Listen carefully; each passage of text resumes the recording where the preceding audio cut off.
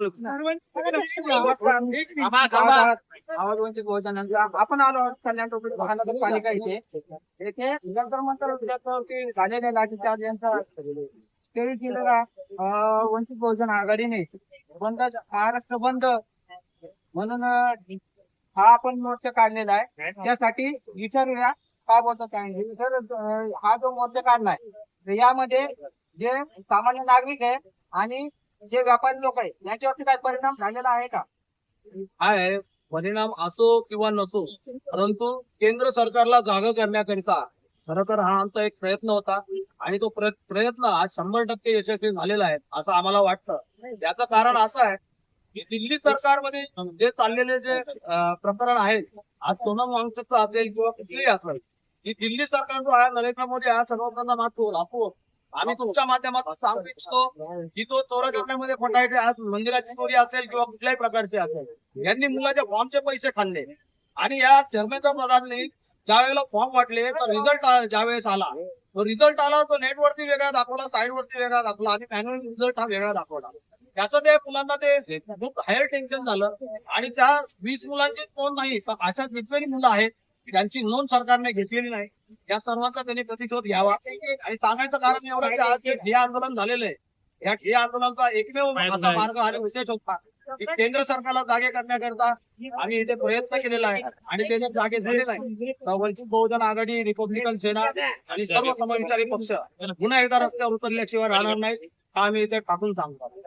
आणि यामध्ये तुमच्या प्रमुख मागण्या काय होत्या? आमच्या प्रमुख मागण्या एवढ्याच होत्या की आज विद्यार्थ्यांची वाहतात आहे, या विद्यार्थ्यांच्या नीट ज्या परीक्षा आहेत, नीटच नाही तर सर्व काही ज्या परीक्षा आहेत या सर्व परीक्षांचे पेपर हे नीटपणे वितरित झाले पाहिजेत, नीटपणे त्या परीक्षा झाल्या पाहिजेत. आज विद्यार्थ्यांचं वर्षभर नुकसान होत आहे, त्या नुकसानाची भरपाई त्यांना मिळाली पाहिजे. जे जे त्या प्रकरणामध्ये मृत्युमुखी पावलेले आहेत, आज आपण बघितलं दिल्लीमध्ये जी तरुणी होती ती सुद्धा दगावलेली आहे. हे सर्व जे काही फाशी घेतलेले असतील किंवा स्वतःचं नुकसान केलेलं, शारीरिक नुकसान केलेले जे विद्यार्थी असतील या सर्वांच्या कुटुंबांना आर्थिक मदत सुमारे 1 कोटीपर्यंत प्रत्येकी आर्थिक मदत ही त्या विद्यार्थ्यांना मिळाली पाहिजे. तसेच त्यांच्या घरातील सर्व मेंबर्स मधून एक मेंबर्सला तरी किमान एक मेंबर्सला तरी त्यांनी प्रशासनामध्ये केंद्र सरकारमध्ये किंवा राज्य सरकारमध्ये कामावर घेतलं पाहिजे. त्याचप्रमाणे या अशा ज्या घटना होत आहेत त्याचा मागचा जो माणूस आहे त्याला लवकरात लवकर अटक करून धर्मेंद्र प्रधानचा राजीनामा घेतला पाहिजे. सर्वात मोठी मागणी धर्मेंद्र प्रधानचा राजीनामा, केंद्रीय शिक्षण मंत्री धर्मेंद्र प्रधान यांचा राजीनामा आम्हाला हवा आहे. आंदोलन आदरणीय बाळासाहेब आंबेडकरांचे कार्यकर्ता बोलते रेखा कुरवारे. तर हे पेपर लीक झाले आणि दिल्लीमध्ये ते आपले विद्यार्थी त्यांच्या हक्कासाठी लढत होते.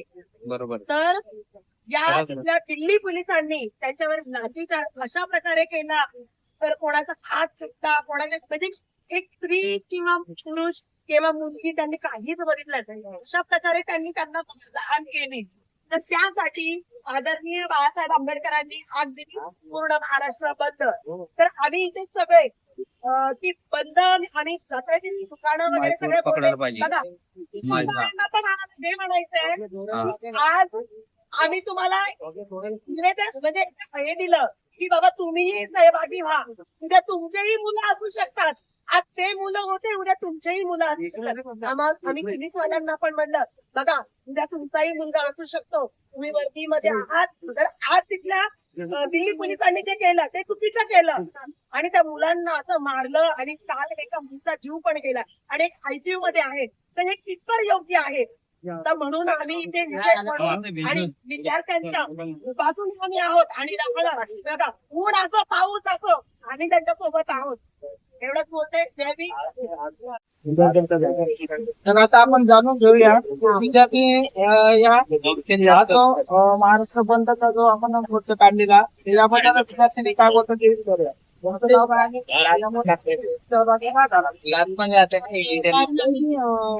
जे मुलं होते त्यांना सपोर्ट करण्यामुळे आम्ही काय आणि ते जे त्यामध्ये आम्ही सपोर्ट करायला आले. कारण जे मुलं आहेत कारण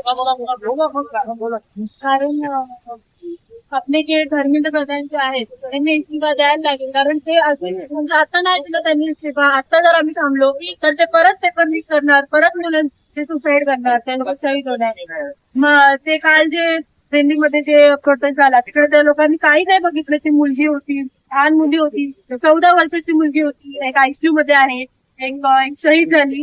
मग त्या लोकांनी एवढं बघितलंच नाही की कोण आहे काय. आणि ते पोलीस म्हणतात स्वतःला, पोलीस आमच्यासाठी प्रोटेक्शन साठी आहे.